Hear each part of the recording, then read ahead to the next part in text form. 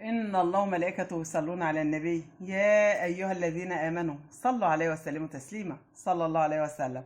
ازيكم يا بناتي، ازيكم يا اخواتي. النهارده عندنا دواء للكحة. بتاخد هوا بتاع صدرها بيتعب فبتقعد تكح كتير، فده بيتعب الصدر والأعصاب والدماغ من كتر شدة الكحة الشديدة أو كحة السعال. طب ده ايه يا ماما نعمل له؟ حاجة بسيطة أوي موجودة عند العطارين، ورق الجوافة. كلنا بنسمع عن ورق الجوافة، حاجة بسيطة وسهلة جدا.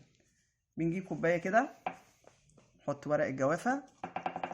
بصوا الأمر سهل ازاي وميسر، وننزل عليه بالمية السخنة بتاعتنا كده.